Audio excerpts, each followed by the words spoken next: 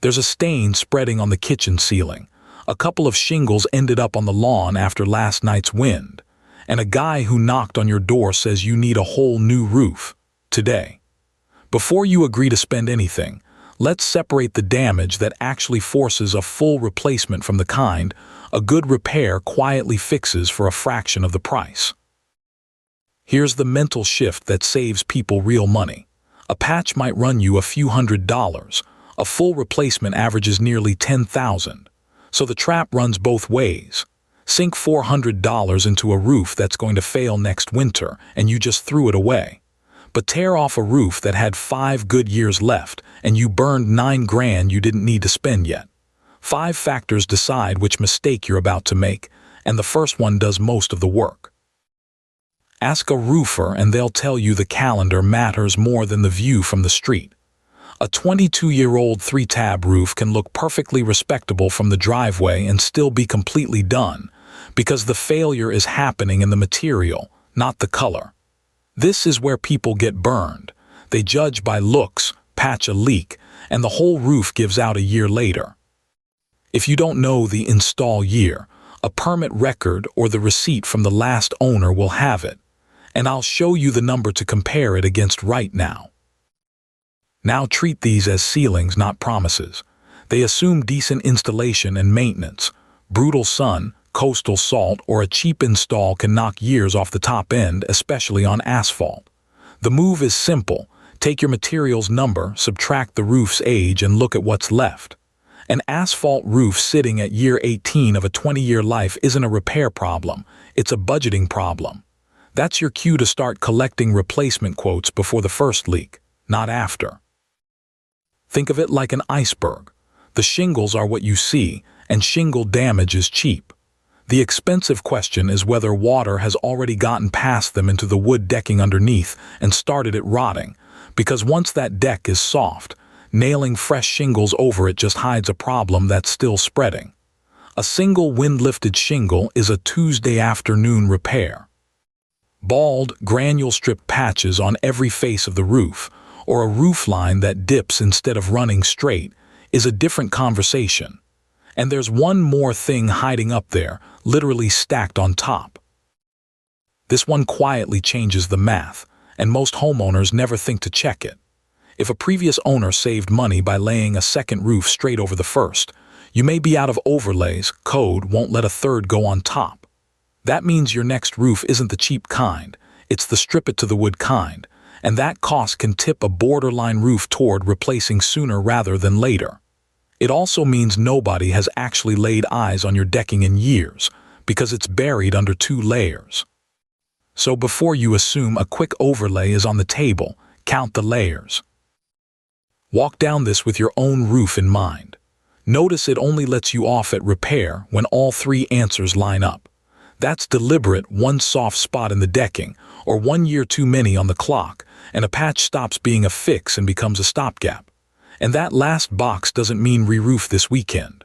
A no anywhere just means the smart move is to start gathering replacement quotes now, while you're dry and calm, instead of during the panic of an active leak. Don't try to score this like a test. Just notice which column your situation mostly lives in. If you're sitting on the left, a repair isn't a gamble, it's the correct, cheap, grown-up move. If you keep landing on the right, every dollar you spend patching is really a down payment on a replacement you'll do anyway. And watch that bottom row especially, because it's the most honest one on the slide. A roof you've patched in the same spot 3 times isn't unlucky. It's telling you plainly that it's finished. Here's what those actually mean, because the signs are only useful if you can read them. Those granules are the shingles sunscreen washing away. A gutter full of grit means the shingles are going bald and brittle. Curling edges mean they've dried out and lost their seal. But daylight in the attic is the one that should end the debate on the spot. If light is getting through the roof, water already is. One safety note, do all of this from the ground and from inside the attic. Please don't climb up on a questionable roof to find out it's questionable. Look at the gap there, it's roughly 10-to-1. That's exactly why, in the short term, a repair almost always wins, and it's why so many people default to patching. But flip it around. The only time that expensive replacement actually beats the cheap repair is when the cheap repair won't last. So the low number is seductive, and it should be, just don't let it talk you into propping up a roof that's already gone. And remember, these are national averages.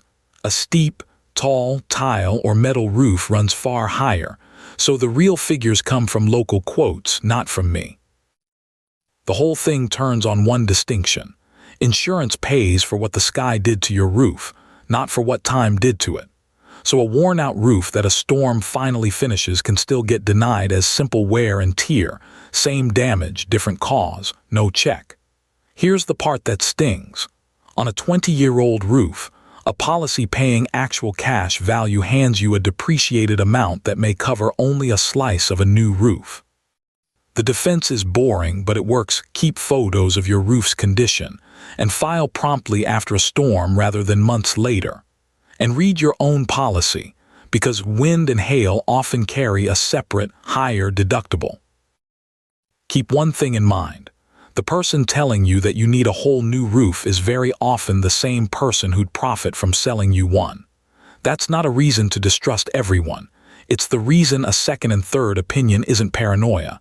It's how you find out whether replace is the truth or just the upsell. The red flag has a name.